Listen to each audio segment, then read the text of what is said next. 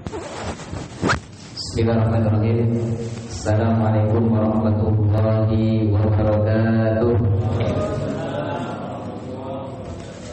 Innal hamdalillah nahmaduhu wa nasta'inuhu wa nastaghfiruhu wa na'udzu billahi min shururi anfusina wa min sayyiati a'malina. May yahdihillahu fala mudilla lahu wa may yudlilhu fala hadiya lahu. Asyhadu an la ilaha illallah wahdahu la syarika lahu wa asyhadu anna Muhammadan abduhu wa rasuluhu arsalahu bil huda'i bil haqqi liyudhhirahu 'ala ad-dini kullihi wa kafa billahi shahida. Qala Allah ta'ala bil Qur'anil Karim, a'udzu billahi minasy syaithanir rajim. Wa man ahsanu qawlan mimman da'a ila Allah wa 'amila shalihan wa qala innani minal muslimin. Wa qala Rasulullah sallallahu alaihi wasallam, idza marartum bi riyadil jannah fartahu. Qala Rasulullah, wa mariyadul jannah? Qala majalisul ilmi. Para orang yang kami muliakan, para hadirin dan hadirat yang Allah Subhanahu wa taala, alhamdulillah pada malam hari ini kita diberi keimanan serta kesehatan sehingga bisa berhadir di majelis ilmu di taman-taman surga. Salah satunya yaitu majelis ilmu dan majelis zikir. Mudah-mudahan kita semua tidak pernah bosan untuk terus-menerus bertolak ilmi, karena sebagai seorang muslim, ya, seorang yang memang menjadi kepala rumah tangga untuk mendidik putra dan putrinya harus memiliki ilmu. Gak pernah kenal haus, pokoknya haus dalam mencari ilmu.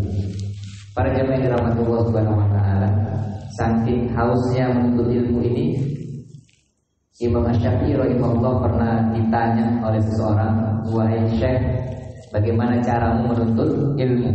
Maka Imam Asy-Syafi'i rahimahullah menjawab, "Guru akhlak dan ilmu itu seperti seorang ibu yang kehilangan semata wayang, anak satu-satunya, ya.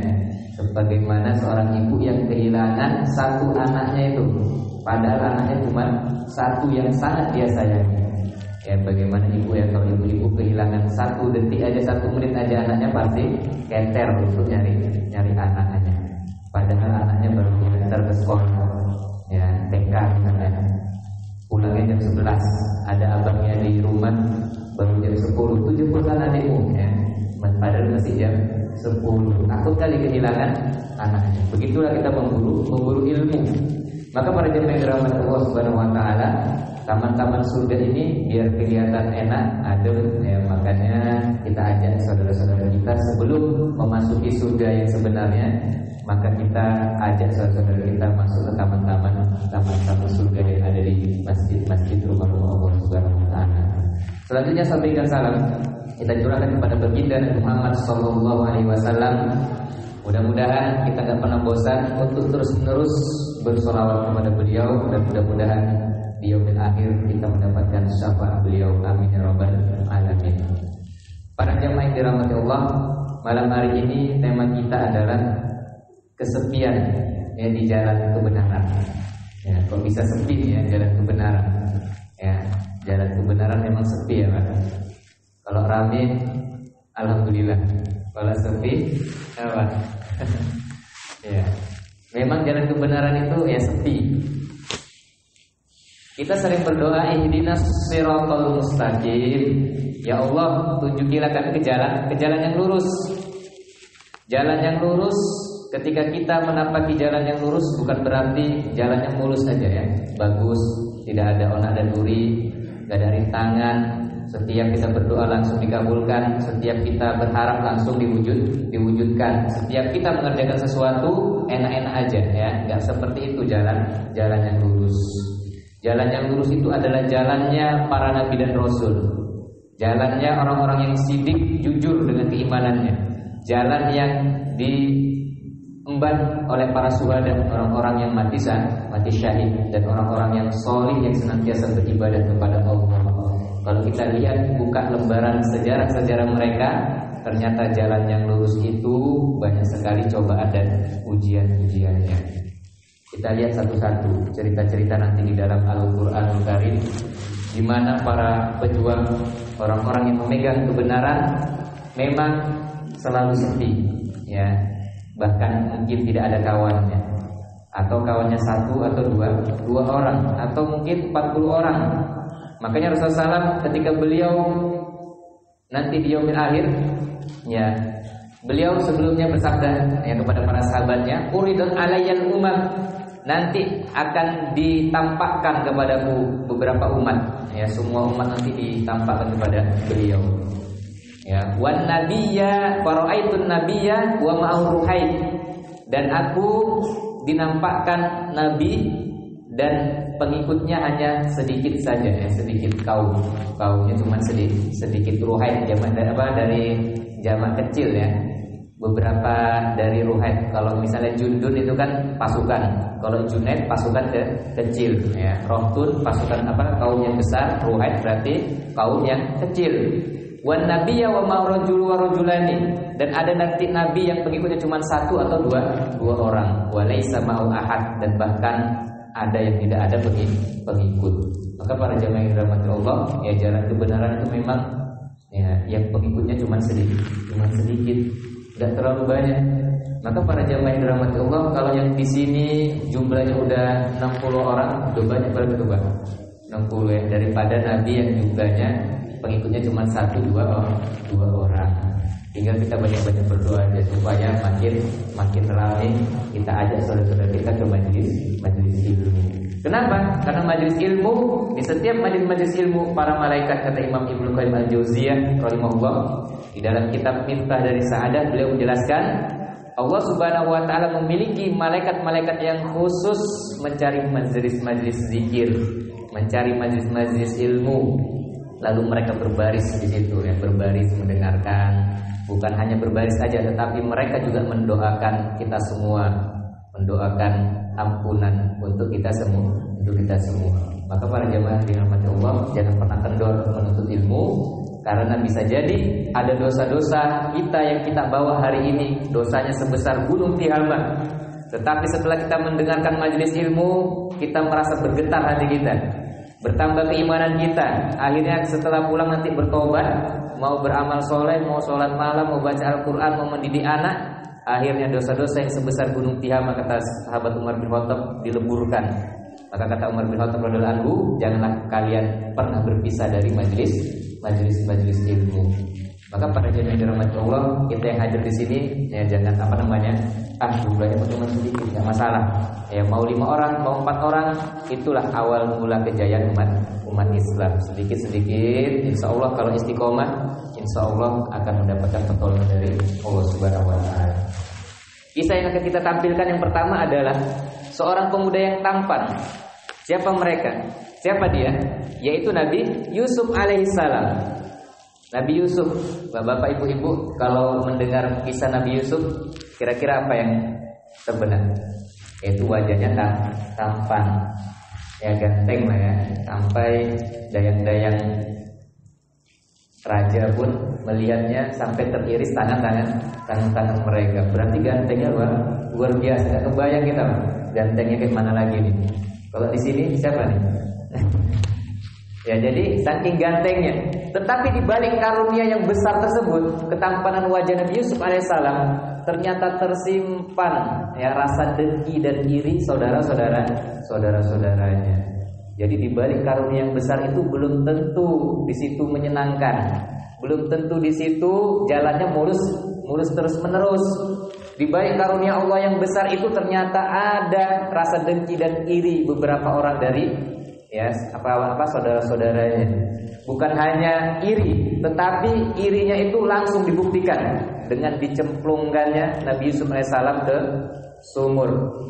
Ya, masukkan ke sumur, kemudian ada kafilah dagang lewat, diambil, setelah diambil dijual dengan beberapa dirham, kemudian masuk ke kerajaan, digoda, difitnah, bahkan seterusnya dikriminalisasi, masuk ke dalam penjara sampai dimuat dalam surah Yusuf ayat 33, qala rabbis sijnu ahabbu ilayya mimma yad'unani ilaihi. Nabi Yusuf berdoa, ya Allah, penjara lebih aku sukai daripada godaan-godaan mereka yang membuat saya itu daripada gangguan-gangguan mereka, yaitu menggoda saya, mimma yad'u ilaihi wa ila tasrif anni kaidahunna. Kalau engkau tidak memalingkan aku dari godaan-godaan mereka, dari tipu daya mereka, asbu ilaihinna, maka aku akan cenderung kepada perbuatan dosa tersebut.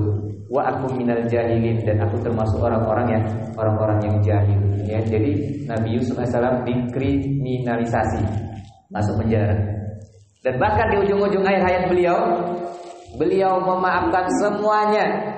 Mau saudara-saudaranya yang mencemplungkannya, menginjak-injak dia, menodain harga diri Nabi Yusuf alaihissalam, bahkan rajanya, ya, putri ataupun para penguasa waktu itu dia maafkan semua. Ya, dan bahkan yang paling menakjubkannya adalah kisah beliau ini, beliau menjadi penyelamat di negeri tersebut yang pacekliknya sampai 7 tahun tidak ada makanan.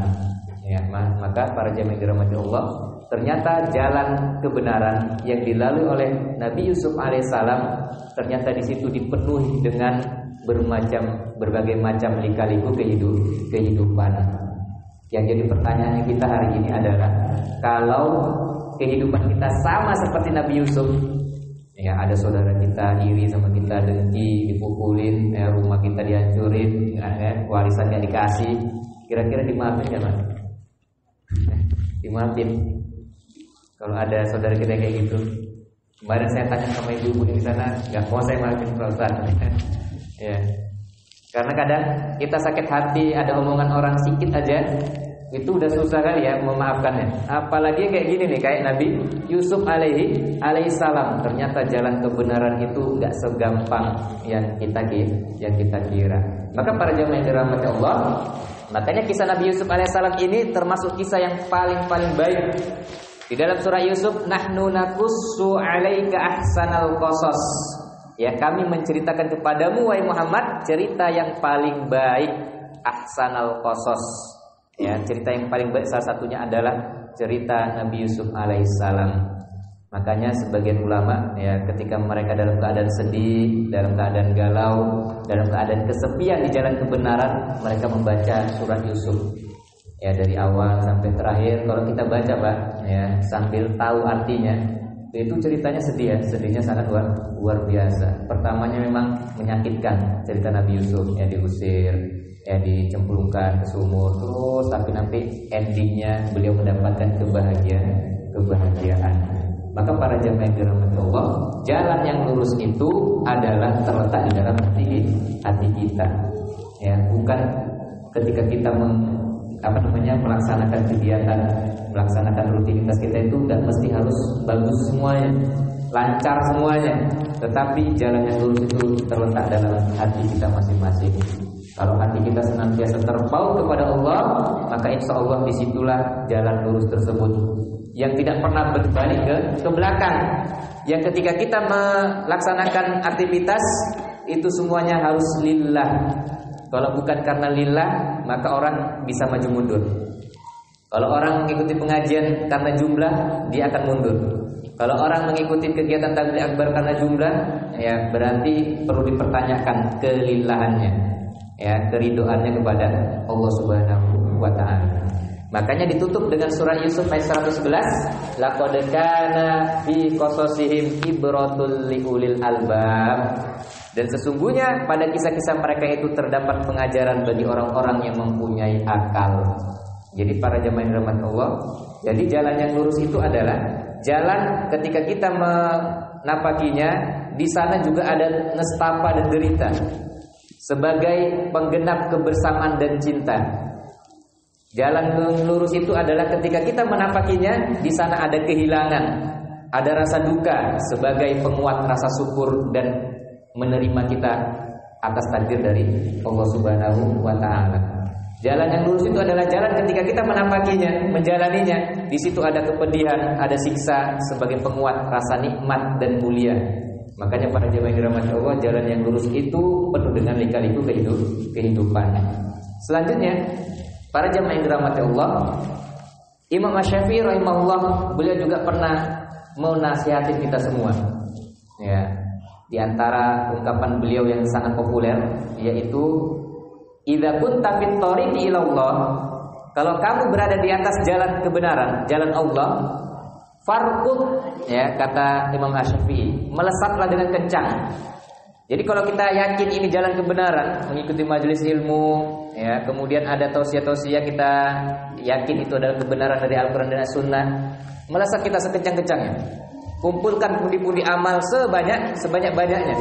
Karena bisa jadi ada waktu kita nggak bisa mengumpulkan kebaikan sebanyak-banyaknya. Farqud, melesatlah. Jadi ada orang yang kalau ada keyakinan, ada kebenaran, dia langsung melesat sekencang-kencangnya. Wa in sauba 'alaika fahrul. Kalau kamu menganggap jalan kebenaran itu sangat-sangat sulit, nggak bisa melesat sekencang-kencangnya, fahrul, berlari-lari kecil lah. Ya, berlari-lari kecil lah. Wa in ta'ibta, kalau kamu merasa kecapean, nggak bisa berlari, famshi, maka kamu harus berjalan. Wa ilam tastati fasrihabuan.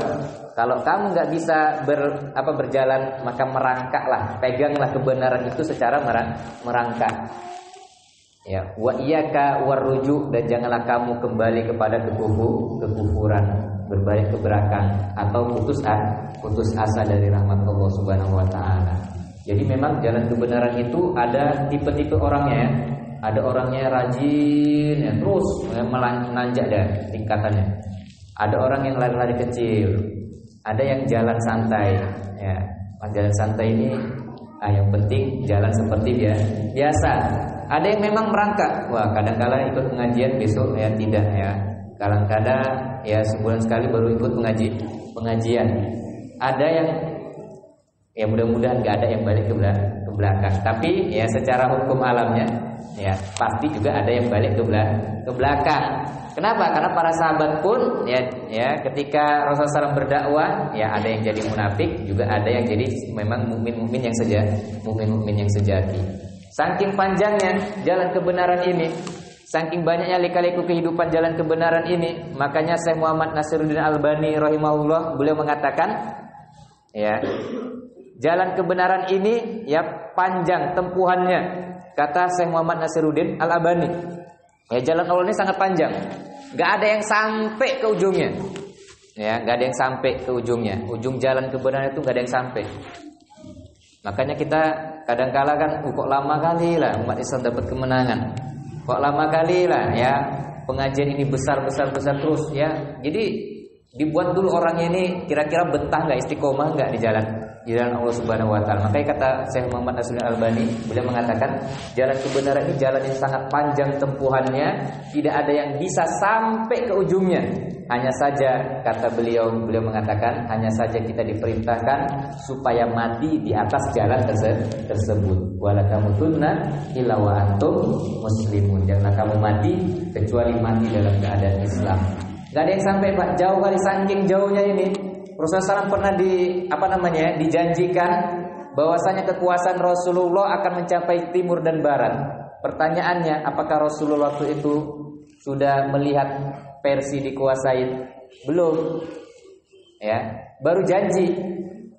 Ya, janji umatnya untuk umatnya, bukan untuk Rasulullah. Rasulullah hanya diperlihatkan bahwasanya nanti Islam sampai ke Romawi, Islam sampai ke Persia, Islam sampai ke Yaman. Tetapi Rasulullah SAW hanya dapat melihat Islam itu sampai Jaziratul Arab tok. Ya, saking panjangnya Rasulullah SAW tidak menyaksikan ya Islam itu sampai ke Indonesia. Kenapa? Karena beban kewajiban tadi, beban dakwah tadi, beban kebenaran tadi, kitalah semua yang ada di sini menanggung semuanya.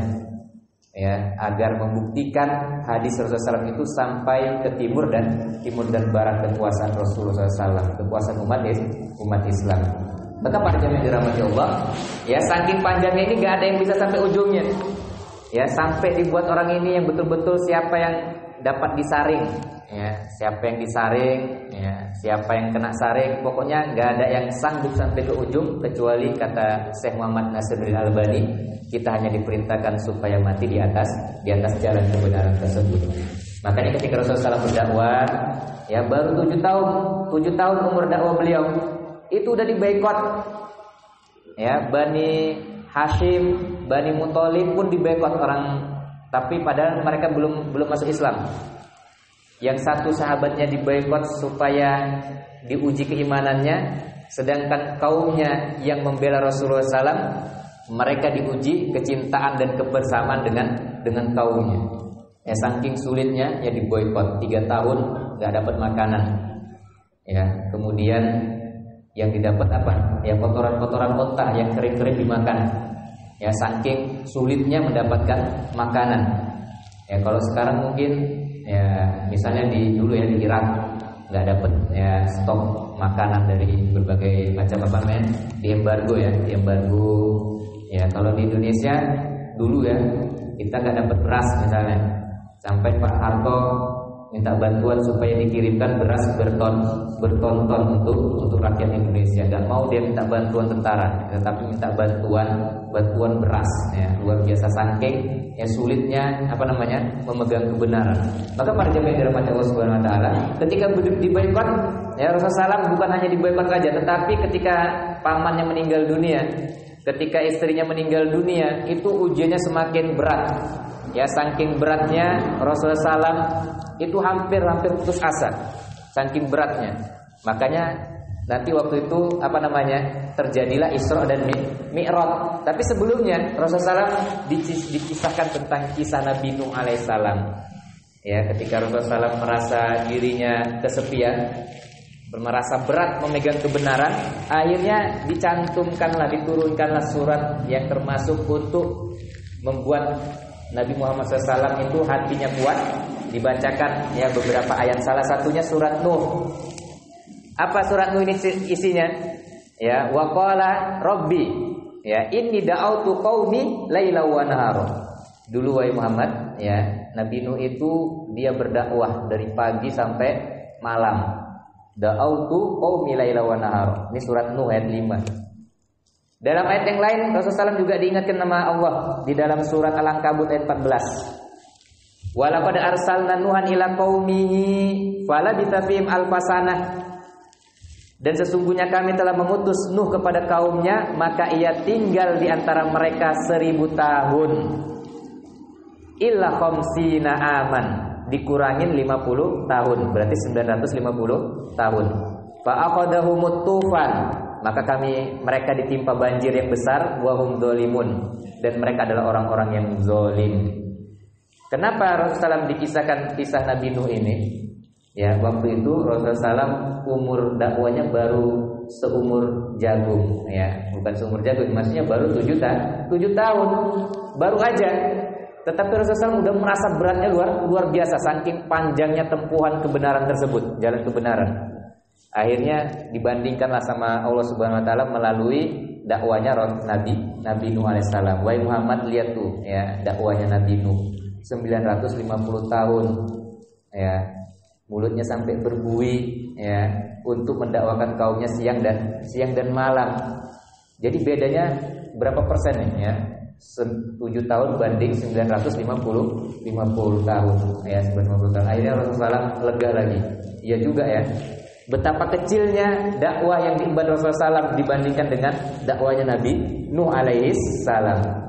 Ya, betapa remehnya dakwah Nabi Muhammad SAW dibandingkan dengan dakwanya Nabi Nuh alaihissalam. Makanya ketika beliau ya mau putus asa dari berdakwah karena kesepian, karena banyaknya ujian dan cobaan, beliau sekali-sekali mengingat kisahnya Nabi Nuh alaihissalam. Yang hari ini pun juga ya kita sangat terasa mendidik anak, ya susahnya luar biasa. Kadang-kadang anaknya nggak mau dengar, nggak mau taat, ya kita lisannya mengungkapkan kata-kata yang tidak bagus. Ya, padahal baru umurnya siapa yang tua sini Pak? Umur 60 ada ya Pak? 70 ada ya Pak? 60-an. Bandingkan dengan Nabi Nuh alaihissalam. Seharusnya ketika kita dapat cobaan, dapat ujian, ingat-ingat lagi kisah-kisah para nabi. Karena kan kita mau di jalan lurus. Jalan yang lurus itu adalah jalannya para nabi dan rasul. Ternyata mereka mendapatkan ujian yang lebih dahsyat daripada kita semua. Pak Ustadz itu kan para nabi dan rasul. Kalau kita kan ya masih bawa-bawaan. Jadi wajarlah Pak Ustadz. Ya, maksudnya kita belajar bagaimana caranya supaya istiqomah di jalan Allah Subhanahu wa taala. Maka para jamaah yang dirahmati Allah, ketika wafatnya Rasulullah Muhammad SAW, Justru banyak para sahabat yang hatinya itu gemetar, termasuk salah satunya sahabat Umar bin Khattab radhiyallahu anhu. Enggak percaya dia kalau Rasulullah SAW meninggal dunia. Siapa yang bilang Rasulullah SAW meninggal dunia akan aku potong tangan dan kakinya, kata sahabat Umar bin Khattab sambil matanya memerah berkaca-kaca, ya, menangis. Kemudian ketika itu kata sahabat Abu Bakar As-Siddiq, wahai Umar, duduklah kamu.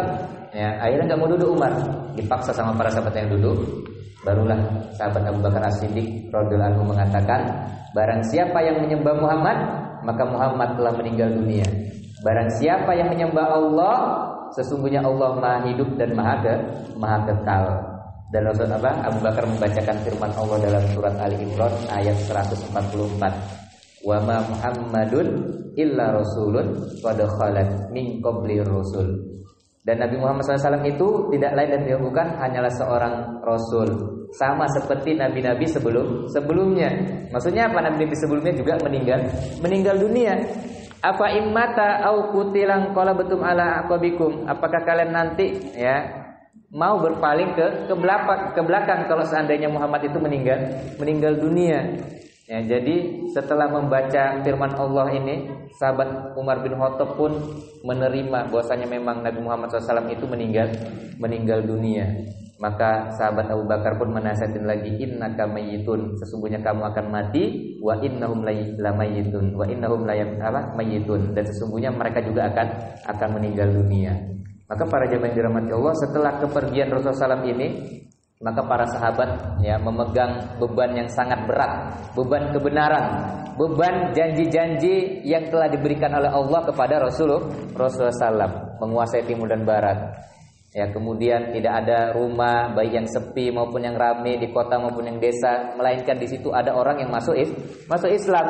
Tugas siapa itu? Kalau bukan tugas kita semua. Ya, maka kita harus punya rasa ingin menyelamatkan saudara-saudara kita yang lainnya. Rasulullah SAW juga pernah ketika ada orang Yahudi meninggal dunia, Rasulullah SAW bertanya, itu siapa yang meninggal dunia? Orang Yahudi, wahai Rasulullah. Beliau menangis. Kenapa kamu menangis wahai Rasulullah? Ya, saya menangis karena belum bisa menyelamatkan dia untuk masuk ke dalam Islam. Kalau hari ini kita yang berbeda jauh. Ya, kalau ada orang yang celaka, orang yang jatuh, atau orang yang nggak mau ikut sama kita, ya langsung dituduh, oh ini kafir, ini bid'ah, oh ini salah, ini nggak bagus, ya ditahzir habis-habisan saudara kita. Seharusnya sebagai umat Islam ada perasaan bahwasanya kita harus menyelamatkan mereka semua. Banyak-banyak kita berdoa kepada Allah Subhanahu wa taala. Maka para jemaah yang dirahmati Allah Subhanahu wa taala, karena beban kebenaran ini kita yang nanggung semuanya. Kenapa? Karena yang kita hadapi itu adalah memperbaiki akhlak manusia. Memperbaiki akhlak manusia. Makanya ketika Rasulullah SAW berdakwah, kenapa berhala-berhala itu enggak dihancurkan semuanya? Ya, karena tugas yang berat itu adalah memperbaiki akhlaknya. Kalau menghancurkan berhala itu gampang, sebagaimana Nabi Ibrahim menghancurkan berhala. Ya, 1 menit, 2 menit bisa hancur berhala tersebut. Tetapi nanti apa kata dunia? Kalau seandainya kita menghancurkan gereja-gereja, kemudian menghancurkan berhala-berhala punya orang Buddha, Hindu, tetapi yang dirubah adalah pola pikir, yang dirubah adalah hatinya, yang dirubah adalah akhlaknya. Ini adalah tugas berat para pemegang kebenaran. Ya, jadi karena memang yang dirubah itu hati, perbaikan jiwa, perbaikan manusia, penyempurnaan akhlak, maka kadangkala ada juga orang yang gak mau masuk Islam. Orang tertutup kebenaran gara-gara kita sendiri, gara-gara umat Islamnya. Al-Islamu mahjubun bi Islamnya, mahjubun bil muslimin. Kadangkala Islam itu tertutupi kebenarannya gara-gara umat Islam sendiri. Ya, ada yang saling mengkafirkan, ada yang akhlaknya enggak bagus. Ya, akhirnya orang melihat, oh ini pengajian ini katanya bagus, kok menjelekkan pengajian yang sana. Wah, akhirnya dia nggak mengaji, gara-gara mungkin ada tutur kata yang nggak bagus dari kita. Ada lagi yang lihat, oh itu ustaz itu ustaz besar, tapi kok menjelekkan ustaz yang besar yang lainnya. Ya, artinya apa? Ya, sebagai seorang pemegang kebenaran, ya, yang sudah meyakini kebenaran tutur katanya juga harus dijaga ya, antara satu dengan yang lain. Jangan sampai umat Islam lari gara-gara kita sendiri. Contohnya siapa ini? Contohnya sahabat Khalid bin Walid. Ketika beliau baru masuk Islam, ya, beliau ini diutus ke kelompok ke kaum Jazimah. Ya, kelompok Jazimah, beliau bawa pedang bersama anggotanya. Mereka udah masuk Islam, tapi dipanggil sama Khalid bin Walid, disuruh letakkan senjata-senjata mereka. Kaum tadi letakkan senjatanya. Akhirnya dipenggal sama sahabat Khalid bin Walid. Rasulullah SAW marah besar sama sahabat Khalid bin Walid. Ya, dinasihatin, aku berlepas diri, kata Rasulullah SAW, berlepas diri dari perbuatan sahabat Khalid bin Walid. Panggil semua saudara-saudaranya yang dipenggal itu, ya, yang punya saudaranya, akhirnya dibayar, ditebus ya, dengan tebusan kafaroh dan lain-lain. Siapa yang belum dibayar? Ya, ada yang ngaku saya wahai Rasulullah, dikasih lagi. Ya, aku berlepas diri dari perbuatan Khalid bin Walid. Kenapa? Karena waktu itu ya memang awal mula dakwah Islam menyebar kemana-mana. Tetapi ada orang yang membawa Islam itu dengan secara beringas. Akhirnya dinasihatin Rasulullah. Kita itu ingin merubah hati manusia. Gak segampang ya merubah bentuk ya masjid, bentuk musola, bentuk rumah. Tetapi yang dirubah itu sangat besar, yaitu hati manusia. Maka para jemaah yang dirahmati Allah Subhanahu wa taala, kadang juga ada orang yang tertutup kebenarannya gara-gara kita juga, gara-gara umat Islamnya. Contohnya sahabat Mu'adz bin Jabal. Sahabat Mu'adz bin Jabal ini beliau pernah ya sholat bersama Rasulullah. Sholat bersama Rasulullah itu kalau sholat malam dibaca Al-Baqarah, Ali Imran, An-Nisa dan lain-lain. Ya, sholat 5 waktu ya Pak, sholat berjamaah. Datang sahabat Mu'adz bin Jabal nih karena dia merasa udah mengikuti sunnah. Nah ini kata Rasul, pokoknya kalau ngikutin Rasul SAW itu udah bagus lah ya. Memang betul bagus ya. Tapi dipraktekin sama dia. Ya, dipraktek ke kelompok ya, ke kaum sebelah. Pas pula waktu sholat Isya ya, sahabat Mu'adz bin Jabal ini sholat dia, yang dibaca surat Al-Baqarah. Ketika itu kan jamaahnya ada bapak-bapak ya, ibu-ibu, anak-anak, orang tua. Satu orang lari ke belakang, bacaannya panjang sekali Al-Baqarah. Yang udah capek ya, paginya bertani, malamnya mau istirahat. Ini dia membaca surat Al-Baqarah. Selesai sholat, ada yang lapor ya, sahabat Mu'adz bin Jabal tadi ada yang ke belakang itu. Oh siapa itu? Itu munafik itu berarti itu ya. Orang lagi sholat tiba-tiba lari ke belakang. Main sembarangan aja bilang munafik. Gak terima lah petani tadi ya, sahabat yang seorang petani tadi gak terima. Akhirnya dilapor kepada Rasulullah, saya gak terima Rasulullah. Dia nuduh saya sebagai seorang munafik. Wahai Rasulullah, iya betul munafik ya wahai Rasulullah. Orang kita sholat, lagi sholat dibaca Al-Baqarah, dia malah lari ke belakang. Akhirnya Rasulullah SAW tersenyum dan menasihatin sahabat Mu'adz bin Jabal. Ya sunnah itu gak mesti diikutin 100% dari saya. Wahai Mu'adz bin Jabal, makmummu itu beda dengan makmumku. Kalau makmumku itu adalah kamu, tetapi makmum kamu itu adalah petani yang tadi. Ya. Maksudnya di sini apa? Akhirnya Rasulullah tersenyum melihat sahabat Mu'adz bin Jabal. Iya wahai Rasulullah. Kemudian diingatkan sama Rasulullah, wahai Mu'adz, nanti sekali lagi kalau kamu bermakmum menjadi imam, makmumnya di belakang ada orang tua, ada anak-anak, ya, maka ringankanlah bacaanmu. Ya, diringankan bacaannya. Ini kan ada orang yang lari gara-gara mengamalkan sunnah, yang tidak paham realitasnya, yang tidak paham waqi'i, ya, yang tidak paham mad'unya, yang tidak paham jamaahnya. Akhirnya ya membuat orang itu lari. Hari ini juga banyak fenomena-fenomena dai yang kayak gini, membuat jamaahnya jadi lari. Kita gambarkan ya, kalau dai-dai sekarang itu kita gambarkan, kita buat ada 3 kotak ya. Bapak-bapak, ibu-ibu ya digambarkan sendiri. Kita buat satu kotak ini ada garis-garisnya sedikit, 2 garis ya, 2 garis. Kotak yang kedua, dai yang nomor 2, garisnya agak banyak, hampir pokoknya separuh nih, 50-50 garisnya, garis hitam. Kotak yang ketiga hitam semua, garis putihnya cuma sedikit. Ya. Yang satu ini ustadz yang mungkin jamaahnya udah sering ngaji, paham ilmu agama ya. Makanya garisnya cuma satu aja yang hitam. Cuma 1-2 orang aja yang nggak paham agama. Jadi kalau dia ceramah nyampaikan kebenaran itu plong aja, plong, enak dia. Dai nomor 2, Febdi, jamaahnya 50 ikut pengajian, 50 nggak ikut pengajian. Jadi dia juga mesti mikir-mikir kalau menyampaikan materi. Dai nomor 3 nih payah nih, dainya di pelosok nih, di dairi, karo. Ya, jamaahnya ya masalah sholat aja nggak tahu, baca Al-Qurannya nggak bisa, sakifah aja terbata-bata. Ya, sekarang ya dari pelosok. Yang nomor 1 karena jamaahnya udah sering ngaji, ini nomor 1 melarang tidak boleh nonton ke bioskop misalnya ya Pak. Kira-kira cocok nggak nomor 1 ini nyampaikannya ke madunya nomor 3? Cocok nggak Pak? Ya. Terima nggak dai Pak di kelompok 3 ini? Nggak terima dia. Dia aja kalau paham, kalau dia nanti berpikiran gini nanti, ya kalau yang 1 melarang ini, yang nomor 3 ini nggak terima. Orang yang ditonton baik kok bagus, apalah itu dai itu ya. Jadi orangnya berpikiran negatif.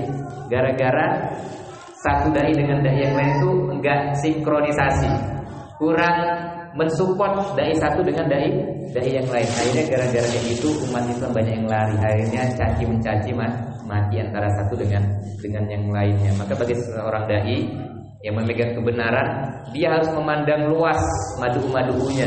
Karena nggak mungkin sama antara satu dai dengan dai yang lain kalau madunya berbeda-beda. Jadi seorang dai itu harus luas ilmunya, luas fikih waqi'inya, paham realitanya. Ya, nggak boleh dia langsung menyudutkan, menyalahkan satu dengan yang lainnya. Bisa jadi ya kelompok yang nomor 1 bisa jadi kelompok ustadz yang ketiga ini memang jamaahnya luas, umum. Jadi kalau mau nyampe kebenaran juga harus milih-milih. Karena tidak setiap kebenaran bisa diterima oleh masyarakat. Ya, tinggal fase-fasenya kita harus melaluinya. Maka para jamaah dirahmati Allah Subhanahu wa taala, kita sudah membahas hukum-hukum yang tadi. Ya, itu sudah berlalu ya. Sudah berlalu. Yang selanjutnya ya seorang dai, kalau kita tadi sudah mencontoh bagaimana Rasulullah SAW berjuang, dinasihatin dengan kisahnya Nabi Nuh alaihissalam yang berdakwanya 950 tahun. Kemudian nasihat selanjutnya, sedikit kawanannya. Para pejuang itu sedikit kawanannya, nggak banyak jumlahnya Pak. Yang jadi pertanyaan kita adalah siapa yang di sini merasa kesepian yang jauh lebih dahsyat dari kesepiannya Nabi Musa alaihissalam. Nabi Musa ya, Nabi Musa itu Pak, beliau berdakwah itu sepinya luar biasa. Kita bandingkan dengan Nabi Muhammad. Kalau Nabi Muhammad dari segi fisik itu sempurna. Bahasa Arabnya fasih karena beliau belajar bahasa Arab dari kampung Bani Sa'ad, di perkampungan ya ibu susunya itu Halimatus Sa'diyah.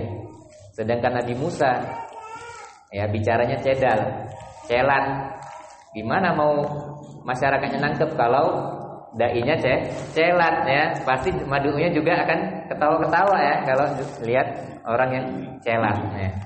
Itu dari segi fisik ya. Lebih sempurna Rasulullah. Dari segi pengikut, Rasulullah SAW kawan-kawannya Rasulullah SAW kawannya banyak, sudah banyak setia lagi ya, siap berjuang untuk agama Islam. Sedangkan Nabi Musa alaihissalam itu kawannya cuma satu, yaitu Nabi Harun. Udah kawannya cuma satu, para pengikutnya bengal-bengal dari Bani Israel, bengal-bengal. Ya. Disuruh berjuang melawan Fir'aun, nggak mau mereka. Udahlah kamu aja lah yang Musa yang berjuang sama Allah. Faqatilah, berperanglah melawan si Fir'aun itu berdua. Inna hauna qaidun. Kami di sini nunggu-nunggu aja. Kalau kalian udah menang bilang kami, ya kata Bani Israil. Luar biasa nih ya perbandingan Nabi Musa dengan Nabi Muhammad SAW.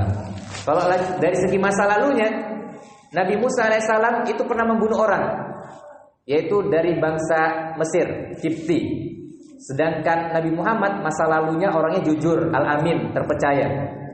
Ya, pokoknya perfect ini Rasulullah SAW dibandingkan dengan Nabi Musa AS.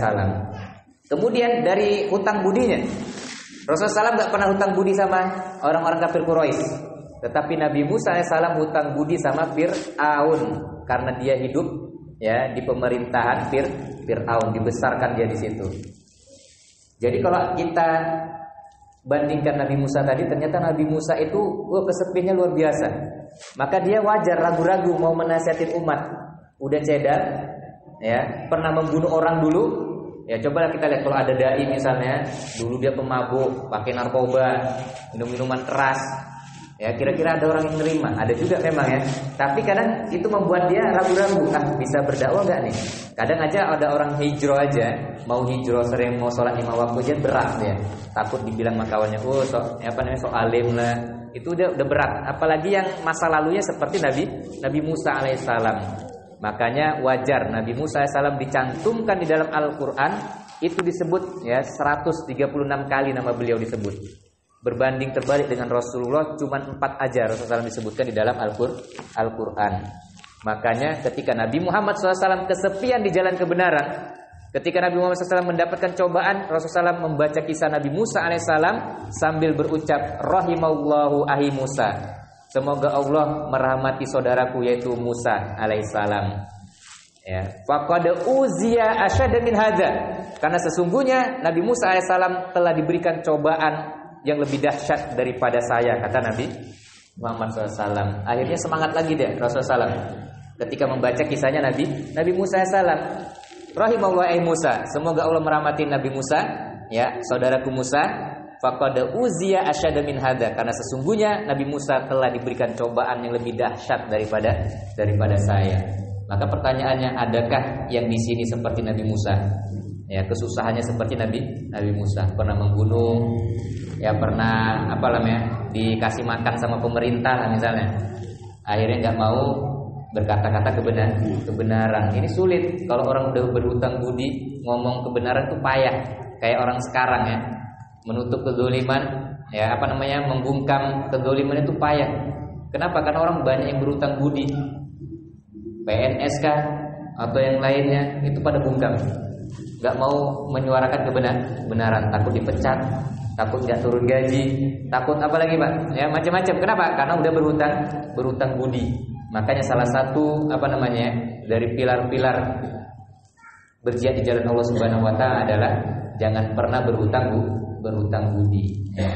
Maka para jamaah yang dirahmati Allah, jadi ternyata kesepian Nabi Musa SAW tidak lebih besar daripada kita semua. Maka kita nggak boleh berbalik ke belakang.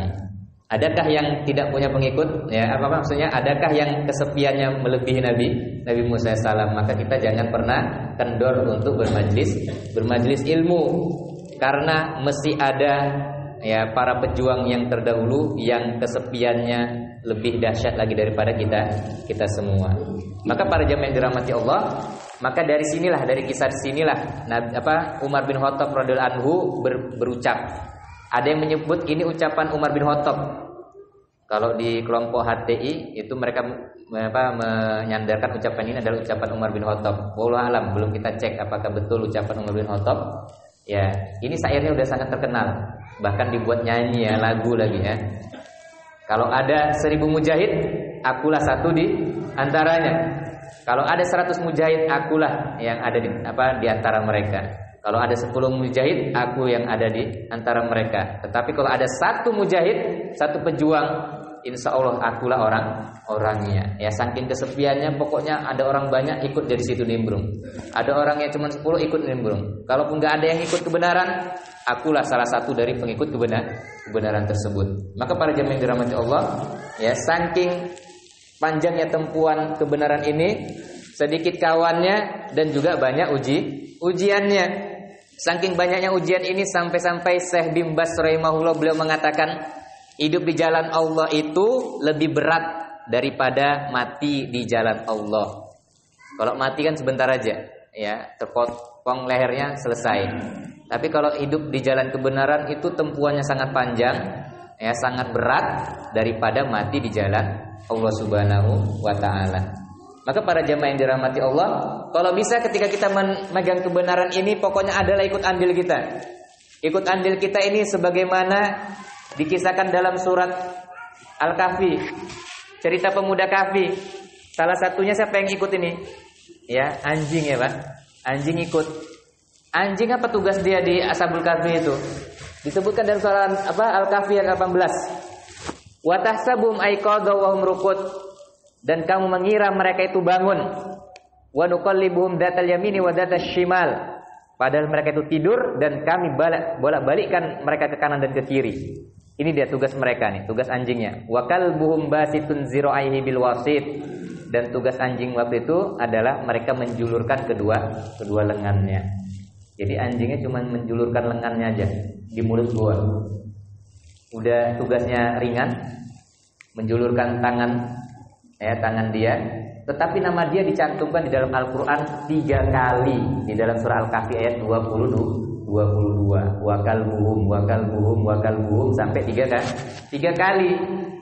Seharusnya yang kita yang ada di sini, ya, bukan hanya menjulurkan tangannya aja, ya, kita udah alhamdulillah berinfak ya setiap hari, kemudian mensupport majelis-majelis ilmu. Tentunya ya kita juga harus optimis, ya, harus optimis.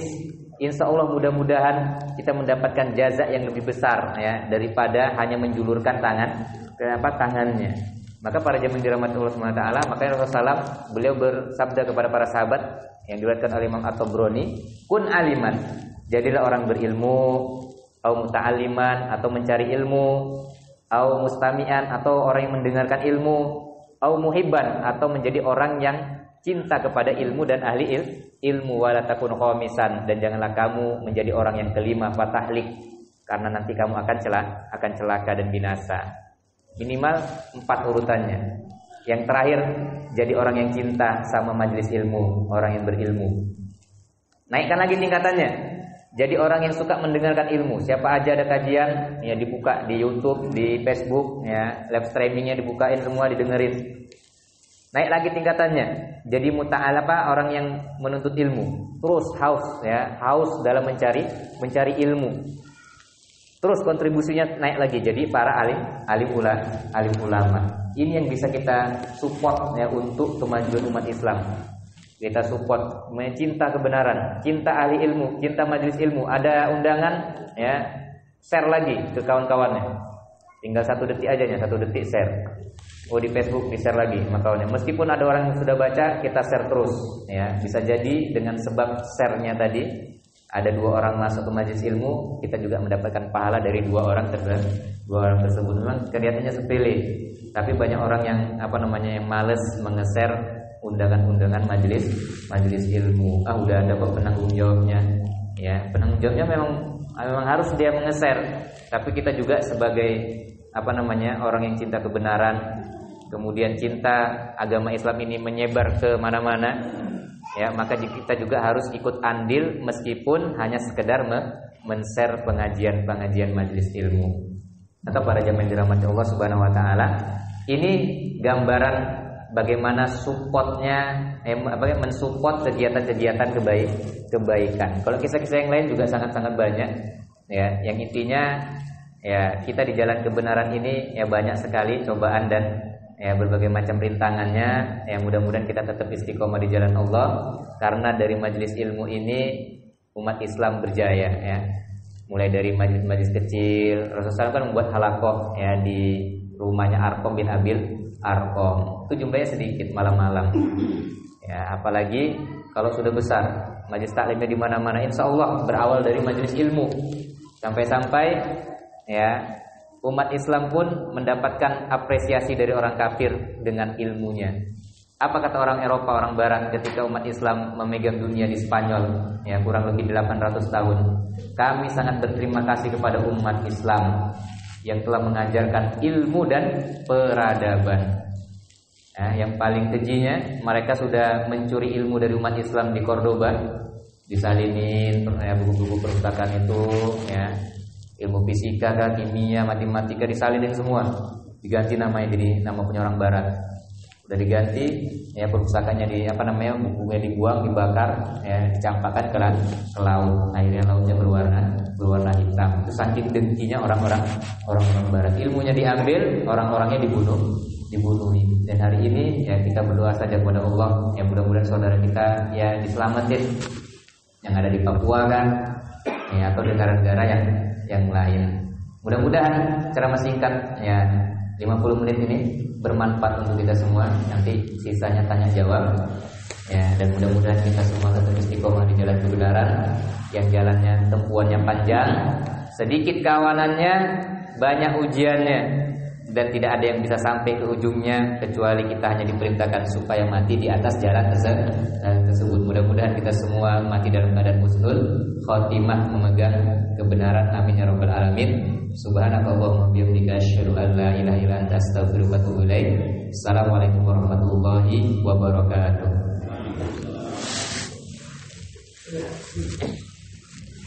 Alhamdulillah, yang memakai pada Ustaz yang